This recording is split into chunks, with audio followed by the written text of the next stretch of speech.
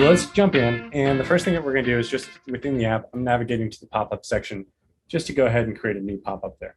Now we have these templates that we have, and we have more templates coming. So I know everybody loves templates. People love templates. Don't worry, more templates are on the way. But I'm going to show you how you can customize these templates to work out for those designs that we have. So what I'm going to start with is just a quick grow my list template, and sticking with that standard language that we have. Make it a quick title in there, just internal, so don't worry too much about the title. And we're just going to start off with that basic one. Now, one of the things that Kestrel called out was that we need to give ourselves some space to kind of breathe and design. We want it to be large, but not so obstructive. We want to look great on desktop and mobile. And we'll talk about all of those. But the first thing I'm going to do is go ahead and give myself a little bit more space. So I'm going to come over to my theme settings here, and I'm going to go ahead and give myself a bigger canvas. So 400 pixels is great. I'm going to get it a little bit bigger. I don't know, let's just ballpark it, say, hey, you're getting pretty close, 600 pixels.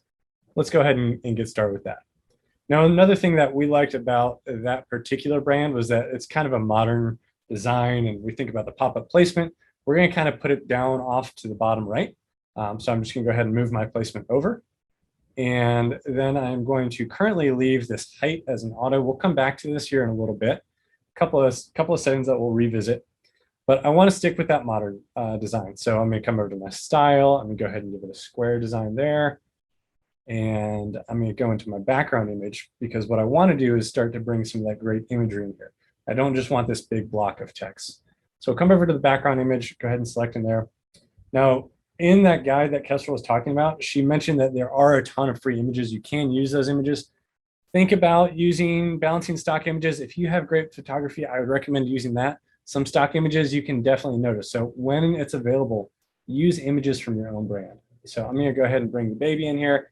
And rather than have the text go over top, I'm going to go ahead and put that one just down over on the left and kind of just change the split a little bit. So instead of 50-50 of that 600 pixels, I'm just going to go 40-60 between the image and the text. All right, so we're moving on down through here. And the next thing I want to do is a little bit kind of what we'll call kind of mobile optimization with hide the background on mobile. So that way, when I go from desktop to mobile, I'm not having that image obstruct the whole view. We'll see that again here in a little bit. And then I'm going to change the overlay to bring in some of those colors. So overlay is kind of like a little gray out that you have, just brings your focus to the pop-up right away. And I'm going to use one of my favorite colors, DC9C2BO, which is just a nice little kind of tan that we have sticking with the color scheme, and just bring that down with a little bit more transparency, just again, so that the focus comes to the pop-up, but that they can still see a lot of the great design that we have in the background. Now that I've got those basic theme settings in, I'm actually going to move over towards the front side of the pop-up, and we're going to do some customizations that we have there. So I'm going to come to the first section, or to the sections, and I'm going to do step 1 and step 2. Now, step 1 is going to be the sign up, and then step 2, in this case, will end up being our confirmation. We'll work our way through both of those, but what I'm going to do is start with step 1, and then I've got a pro tip for you to make editing the theme settings from 1 to 2 a little bit easier. So first thing I want to do is bring in more of that imagery. I'm going to actually add another image here, and I'm going to bring in that nice, clean, modern cloth nappies logo. And that's a little bit big for me, so let's go ahead and reduce that in the relative size. So maybe we drop it somewhere, I don't know, let's do right around 30% of the width, because I want to have that, again, thinking about how that looks on desktop and mobile. I'm going to put in my alt text here real quick.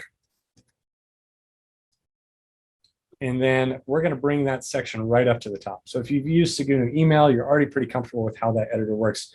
The same way that you're used to how you work within your Shopify themes. I'm going to come back in here, and one of the things that I want to do is give myself a little bit more spacing across the top there. So I'm going to come in, I'm going to do Show Advanced Styles, where I can add a little bit of that padding, and I'm just going to put a little bit of padding on top, just something maybe like 20 pixels, so it's just got a little bit more white space, so that things don't feel too crammed in there. All right, so we've got an image set, working our way through, and then we're just going to work our way down here. So rich text, join the club. Like Kestrel said, that's good for just a basic, but what we're going to do is something a little bit different. If you have any common terms that you use for your brand, think about how you can bring those in. But instead of join the club, I'm just going to update that to join the crew. And so I'm just going to pop that one in there, and I'm going to pick a font that's a little bit better for them. So we're going to come in and we're going to use a web-safe font for now. We'll go with Open Sans, and we're going to take away the bold. Again, a little bit more modern. If you have custom fonts, there are some tips and tricks you can do with using Canva and bringing your images in. And then there are custom fonts that will be on the way as well, so you can go ahead and bring those in. I'm going to use a little bit more in terms of letter spacing, just to kind of give myself maybe a pixel of letter spacing within there, just kind of spread out those letters a little bit more. And then let's move on to those call to actions, those short-term, those long-term values that we'll see more about it. So again, pretty generic that we have here, but we imagine that one of the values that they're going to give us is nanny tips. So let's go ahead and bring those tips right in. And there we go. Oh, I said nanny, I meant nappy tips. There we go. And again, we can keep customizing the text as we need to. Maybe I'm not going to do as much spacing, but still just give it a little bit more there. All right, so we're getting a little bit more personal, and now we're going to move down into the form settings. So we're talking about the enter your email address and the sign up call to action that we have there. Now, I like to keep this a little bit cleaner, so I'm actually going to get rid of this third option that we have here, the close action. So we'll just hide that. Maybe we'll come back to it later on. And let's just focus in on the form. So for this form, we're keeping it short, sweet. We are not collecting any emails, so that's really what we just want to focus on. So we're going to bring in the email address. We can do some different changes that we have there. I'm going to keep that button nice and bold, or excuse me, I'm going to minimize that to keep it a little bit less kind of blending in there. And then I'm going to try to do a little bit more with the submit button to make it a little bit more modern. Go right there, keep it square so that we're blocking off with the button shape, blocks with the text input. And we're bringing that down, and then I want to play around with some of those colors again. I've got that favorite color that I want to bring back in. So let me just copy my color back across. And if you have all your color codes, this is going to be really easy. And then we make it even easier when you bring those in. So we've got a nice hover, and let's go ahead and get rid of that field border as well. Make that the same thing. So we've got a really kind of modern, pretty sleek design there. A couple little tweaks that we'll do. Probably throw a little bit of padding again, just on the bottom, give it a little bit of extra space. Just doesn't feel too cramped. And so again, nice clear call to action. Everything's kind of attention drawn right down there. You can see that you're subscribing when you go ahead and click the button. And so let's imagine that we're going through with that step. So the pro tip that I have here is rather than go over to step 2 and repeat all the changes that we have there, we are just going to go to the edit step button and duplicate that. And so now step 1 and step 2 are the same, and all I'm going to do is make some tweaks to the text in the form instead of having to make updates for all my text and options there. We'll go ahead and get rid of that standard one. All right, so let's take a look here. Now they've signed up, so what should I do? I should tell them kind of what to expect here. So I'm going to, instead of join the crew, they just joined. So let's say thank you. Nice and easy. And then what should they expect? Let's just go ahead and tell them, check your inbox for a special welcome. And a little something to get you started. Oop, little typo there. Make this personal to you. You know what you're telling your subscribers, what they should expect in the inbox. And then rather than use that form again, we're going to go ahead and hide that. We're going to bring in a different section here. We're going to do a button. Now, this button we're going to use as the call to action. So we're just going to say, hey, start shopping. And we're going to bring that right in. I can go back and throw in my spaces to make it that kind of modern design that we have there. And there we go. We've got our start shopping button. All right, we're going to make that full width, square that up. And then you already know we're going to change the colors, start bringing in those awesome colors again.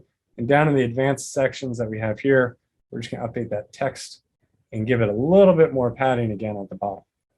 Now, the way I'm going to do this padding is a little bit different because you'll notice that on the first pop-up, I've got a little bit more height with all the different sections. And rather than have it go from a larger pop-up to a smaller one, I'm actually going to fix that height across both pop-ups. So I'll come back over to my theme settings and come into my size padding position settings. And instead of auto, I'm going to go to custom height. So that's going to tell me exactly how many pixels of height I have here. And now when I go back to my second stage here, you'll notice I've got a little space I need to fill out. So all I'm going to do to fill that space out is I'm going to adjust that padding that we saw down at the bottom. So I'm going to come over here and just add a little bit more. So just kind of working through to figure out exactly how many additional pixels I need to get until my images are nice and consistent across. I've got a really clean, modern design there. Let's double check that it looks good on desktop and mobile. So on mobile, again, we're just going with the text only. So we've got a nice, easy call to action. We can still see, we're not obstructing the view of the site. And then we get that clear call to action there. So that's it. That's a really awesome, easy one. We've pulled in just some colors, simple image, language, and then you just did a couple of different things to make it, from the really standard pop-up to really make it pop and enhance your brain.